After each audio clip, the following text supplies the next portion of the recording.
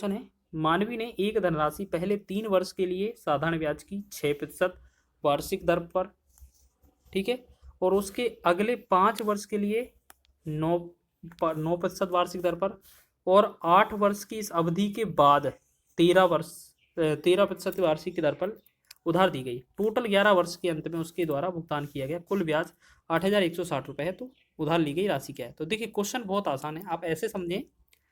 पहली बार क्या किया गया है, 3 वर्ष का और 6% के हिसाब से ब्याज क्या होगा, हमने क्या बोला था, साधारण ब्याज क्या होता है, RT%, यानी कि आपका रेट कितना है 6% और टाइम कितना है 3 वर्ष। दूसरी बात बोलेंगे अगर हम आपसे, तो दूसरी बार लिखा है आपका कि 9% लिखा है और 5 वर्ष लिखा है, यानी कि दूसरा ब्याज जो होगा 9 के हिसाब से 5 वर्ष का हो जाएगा। और तीसरा जो है वो शेष अवधि, देखो पहले कितना हमारा 3 वर्ष का, दूसरा 5 वर्ष का, अगर 3 और 5 मतलब 8 वर्ष अगर निकल जाए, अगर इनको 8 वर्ष को हटा दिया जाए और टोटल वर्ष हमें कितने 11 वर्ष का हमें ब्याज निकालना है, तो शेष हमारा 3 वर्ष और रहेगा, जिसके लिए बाद में क्या बोला गया है, बाद के लिए जो 13% रेट रखी गई है, तो इसका जो ब्याज निकलेगा वो 13 के हिसाब से निकलेगा, और कितना 3 वर्ष का। क्यों, हमें टोटल 11 वर्ष का निकालना था, तो पहले हमने 3 वर्ष, फिर 5 वर्ष और फिर 3 वर्ष, ठीक है। तो पहला जो ब्याज बना हमारा ये 18 बना, दूसरा जो ब्याज बना 9×5 45 बना, और तीसरा जो ब्याज बना हमारा 13×3 39। क्वेश्चन में बोला है कि इन तीनों का ब्याज अगर जोड़ा जाए तो हमें 8,160 मिलता है। तो हम क्या करेंगे, इन तीनों को जोड़ेंगे और ये 8,160 में हम भाग कर देंगे, क्योंकि टोटल का वैल्यू दिया है। तो हम इन तीनों को जोड़ेंगे तो कितना, 8 5 13, 13 9 कितना होता है 22, ठीक है, 13 9 कितना होता है 22, फिर 1 और 4 5, 5 3 8, 8 और 2 कितना होगा 10, ठीक है। तो हमने क्या किया, 18 को, 45 को और 39 को, तीनों चीज़ों को जोड़ दिया, तो हमारा 102 का वैल्यू दिया हुआ है। हमसे पूछा जा रहा है उधार ली गई धनराशि कितनी है, तो आपको पता है उधार ली गई जो धनराशि होगी वो हमें क्या 100% के बराबर होगी, ठीक है, 100% मूलधन होता है। अब एक बात बताइए, हम इसे आप खुद थोड़ा बहुत दिमाग लगा सकते हैं। ऐसे लग रहा है 102 का ये लगभग कितना 8 गुना, क्यों 1 से 8 बनेगा, 2 से 8, 2 का 8 गुना 16 बनेगा, तो ये लगभग 8 गुना लग रहा है। और एक जीरो का जीरो रहेगा, यानी कि ये 80 गुना था, 80 गुणे 100 करेंगे तो हमारा कितना बनेगा 8,000। 8,000 जो बनेगा इस क्वेश्चन का राइट आंसर बनेगा ऑप्शन नंबर सी। तो आप इन तरीकों से बहुत ही कम समय में एक सवाल कर सकते हैं। तो इसी तरीके से अगर वीडियो पसंद आ रही है तो लाइक जरूर करें, शेयर जरूर करें। आगे हमारा नेक्स्ट क्वेश्चन दिखा है, देखो यहाँ पर क्या लिखा है, क्वेश्चन को देखें सबसे पहले। चलिए यहाँ पर हम बात करें क्वेश्चन की, तो क्वेश्चन में लिखा है एक आदमी 3 अलग अलग योजनाओं में साधारण ब्याज की 10%, 12% और 15% की दर पर 6 वर्ष, 10 वर्ष और 12 वर्ष के लिए धनराशियों का निवेश करता है। यदि प्रत्येक योजना की परिपक्वता पर उसे समान ब्याज प्राप्त होता है तो निवेश धनराशियों का क्रमशः अनुपात क्या होगा। देखिए क्वेश्चन बहुत आसान है। सबसे पहले तो हमें यह देखना है 10% के हिसाब से पहले 6 वर्ष का ब्याज कितना होगा, तो RT% ब्याज होता है, तो 10 × 6 लिखेंगे, ठीक है।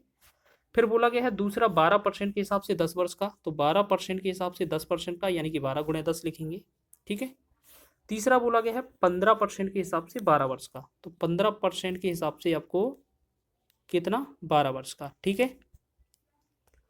अब इन दोनों का जो ब्याज है वो समान ब्याज प्राप्त होता है, तो आप हमेशा याद रखना, हमेशा याद रखना, समान ब्याज की स्थिति में आपको इनको 1 के बटा में लिखना होता है। तो आप पहले एक काम करें, इनको गुणा कर लें, इसका 60 बनेगा और 12,120 बनेगा, और ये 12×15 180 बनेगा, ठीक है।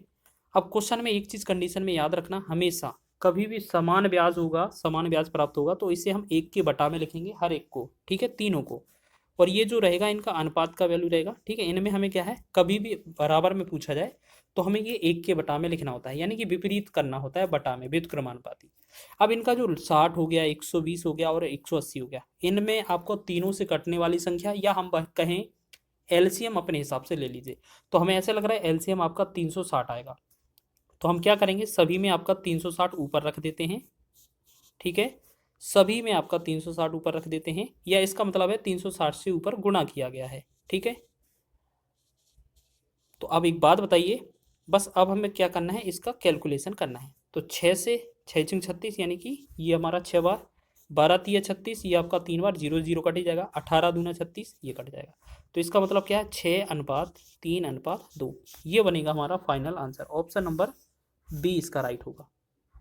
तो आप इस तरीके से ये क्वेश्चन भी आसानी से बना रहे होंगे, और ये क्वेश्चन बहुत अच्छे लेवल के हैं और कम से कम समय में हो जाते हैं।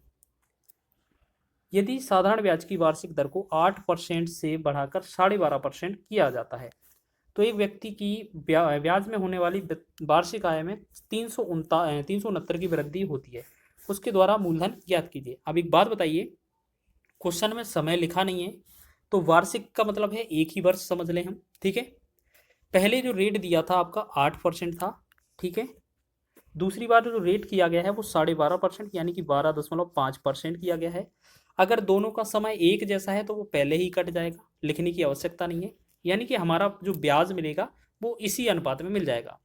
क्वेश्चन में बोला है इन दोनों की जो आय में या ब्याज में जो वृद्धि हुई है वो कितनी हुई है, 369 की। तो एक बात बताएं, 8 से 12.5% हुआ है, 8% से 12.5%, तो यहाँ कितने की वृद्धि हुई है, तो 4.5 की वृद्धि हुई है। तो कहने का तात्पर्य ये है कि ये जो 4.5 जो बड़ा है वो 369 का वैल्यू बड़ा होगा। तो हम कह सकते हैं यहाँ पर थोड़ा अच्छा से कैलकुलेट करें, 369 को ऊपर लिखेंगे, बटा में ये 4.5 लिखेंगे। तो हमने देखा ये 4.5 का वैल्यू हमने लिख लिया है, ठीक है। अब ये हमें क्या बोला जा रहा है, मूलधन राशि ज्ञात करना है। तो मूलधन हमेशा याद रखना 100% होता है, बस इसको कैलकुलेट करना है। पॉइंट हटा देंगे, एक जीरो आपका ऊपर आ जाएगा, 9 से भाग करेंगे, 9 पंचे 45 हो जाएगा, 9 से भाग करेंगे 9 चौके 36, 9 एकम 9, 5 से भाग करेंगे 5 एकम 5, 5 दूना 10, 0 और 0। तो हमने देखा ये बना हमारा 41 गुणे में 200। तो अगर इनका गुणा करेंगे, 41 दूना होता है 82 और 2 0 हमारे पास पहले से मौजूद हैं, तो हमारे पास आंसर जो बनेगा वो 8200 बनेगा।